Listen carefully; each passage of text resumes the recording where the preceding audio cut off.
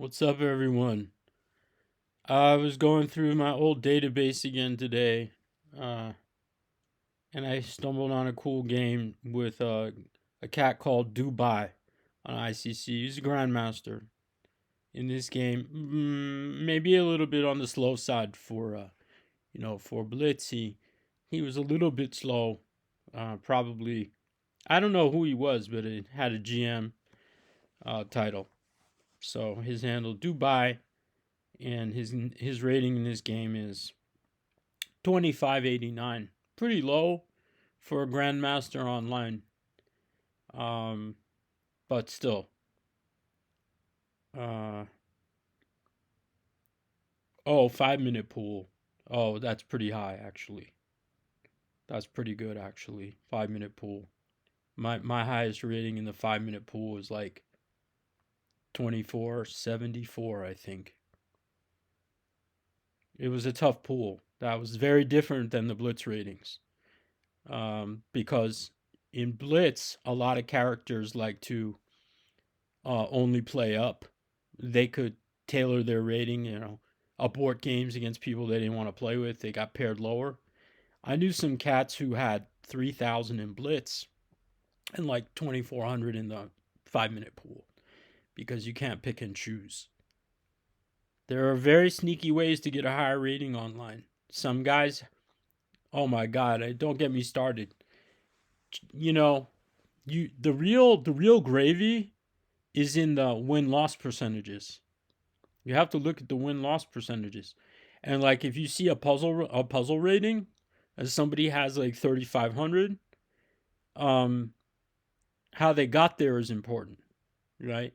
Like if you see someone with 50% um correct and 50% incorrect, that's bad, right? There's someone like 80% correct, 20% wrong, and they have the same puzzle rating.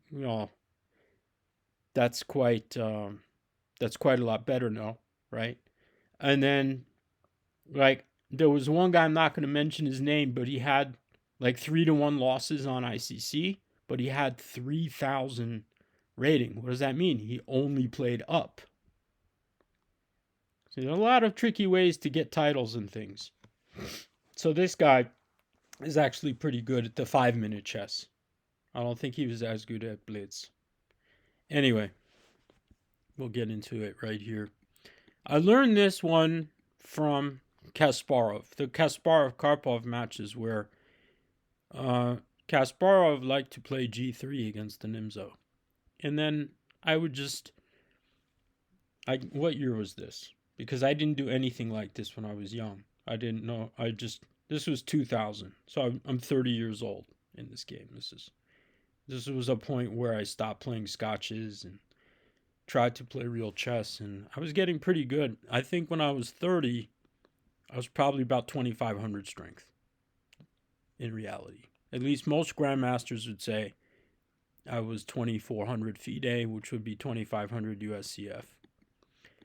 So I was winning a lot of games online and playing better than I did when I was a young punk, where I just tried to mate everybody with garbage openings. All right. It's no big deal. These days, 2,500 is like an 11-year-old. So finally at 30, I'm playing like an 11-year-old. All right, so A4. We're gaining some space. I think black is doing just fine here. If you're thinking maybe E4 is a thing, I'll just go knight D2. Funny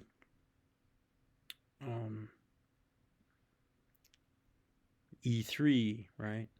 Take. Rook F2 could be a bit of a trap. Because if knight G4 is seemingly pinning the F2 rook, there is a knight E4. That's a nasty trick, isn't it? Knight E4, and then the knight on E4 defends the rook on F2, and the queen is hit. And where does this queen go? Spicy stuff, right? Rook E8. If they don't go E3, Yeah, just play bishop f5 normal.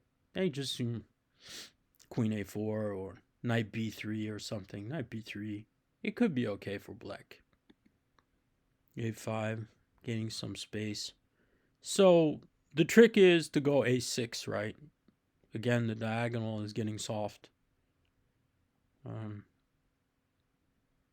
Now I think it should be good for me. He did this because the temptation was too great. You see free free candy on e2,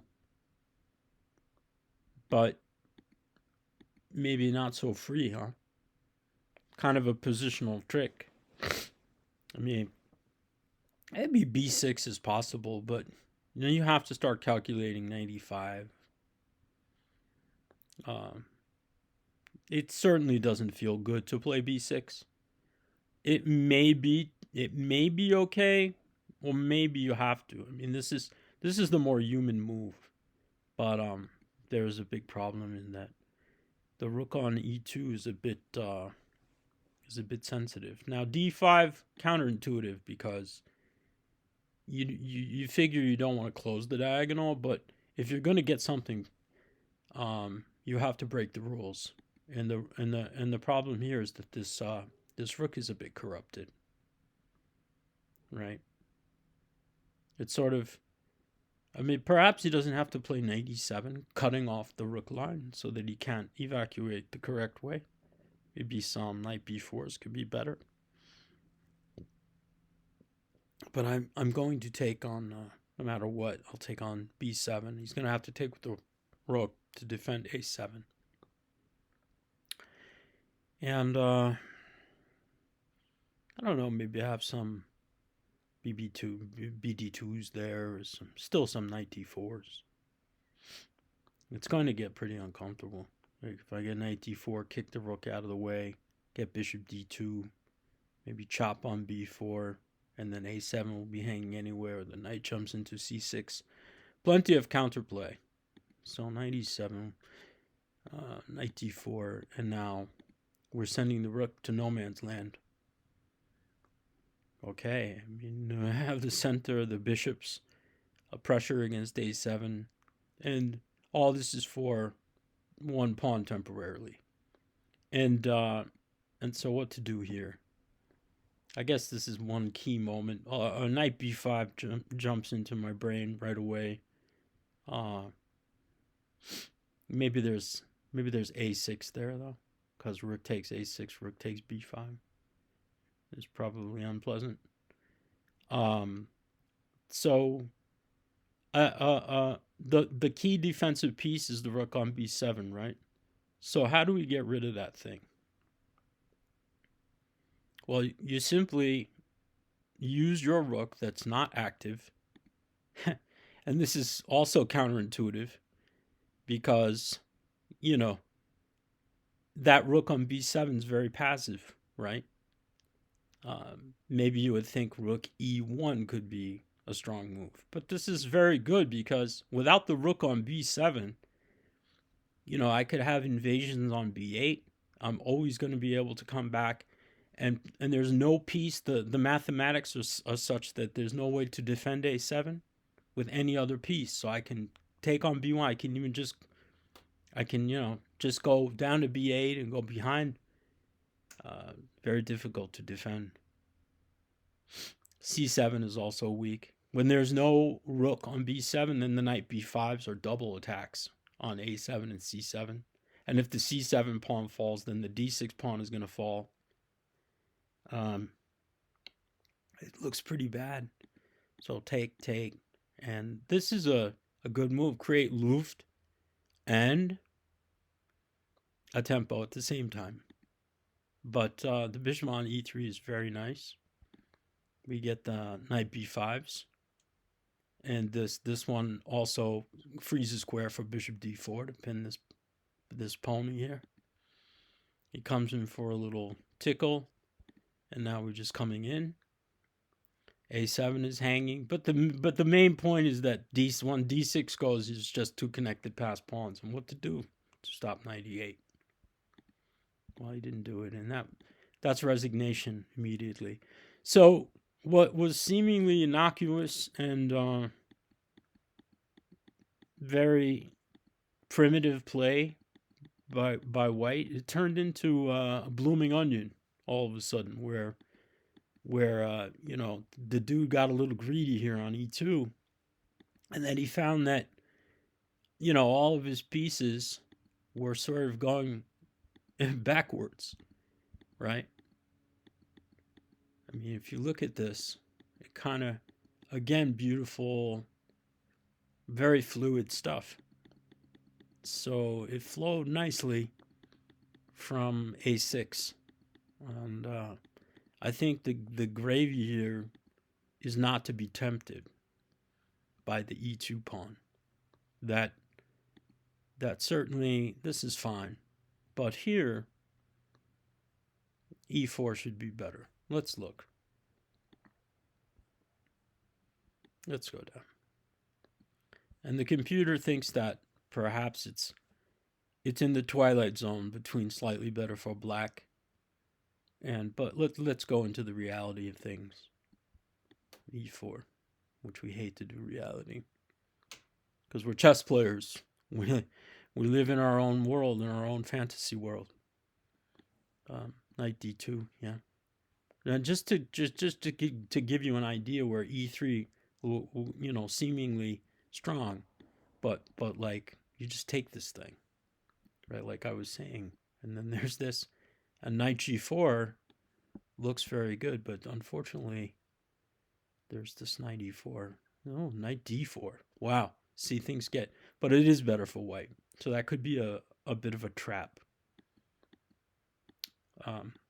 So not to take on e3 or play e3 at all, but the simple bishop f5. Now bishop f5 holds e4, but also makes b7 a little weaker. So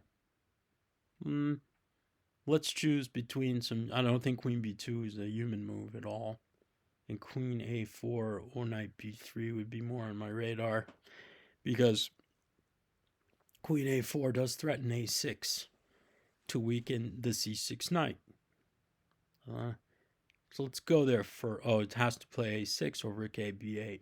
Okay, let's go with queen a4, because to me this makes sense. Okay, queen d7 is kind of a nice move. a6, I think this is what most people would play.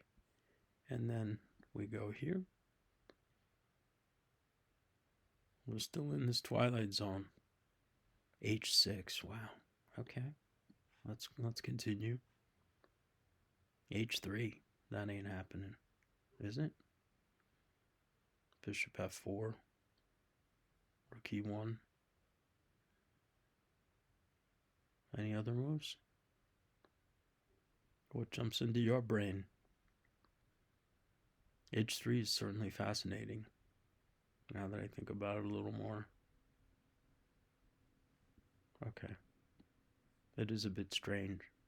And queen d8, that's a mystery. I think most people would be inclined to play something like queen d7, queen d8, rook a b8. Okay, this is the most exotic. Queen d8, I don't see anybody playing queen d8, nor do I understand the move. Queen d8, queen a2, knight. To go knight e7, that's the point. To transfer the knight over to the king side.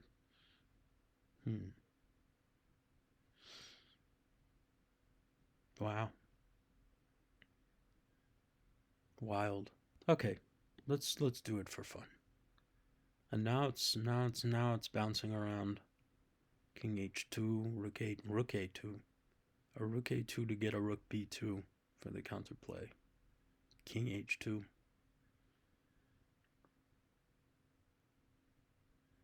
This is wild stuff. Okay, queen. Okay, I'm gonna go bishop f4, because to me it seems like c5 would be normal. Bishop d7, bishop h7. Now, the computer's out of its mind. I'm gonna go with knight e7.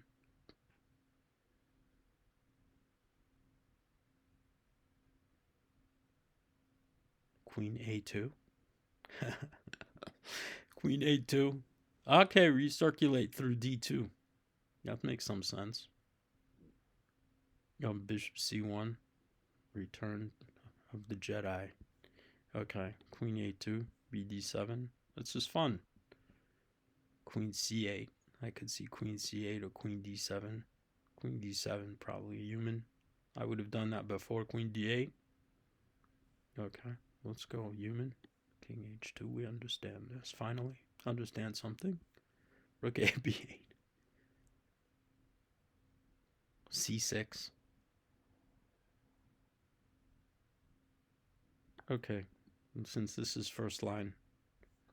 And rook a e1. Hell no. What's the point? Knight d2. I love it. Okay, you see, this is very complicated, and nobody knows what's going on. Not even Deep Shredder or whatever the fuck this is. Stockfish 16. All right, let's go back. Because e4 is definitely better than taking on d4. But again, you know, it's free candy. And when you see the candy, you know, the temptation is fatal. Okay. I think this was a fun game. Fun for me, not Mr. Dubai. All right, guys. Let me see what's happening in the world. We're gonna get up and out into the go take a walk in the forest. See y'all later.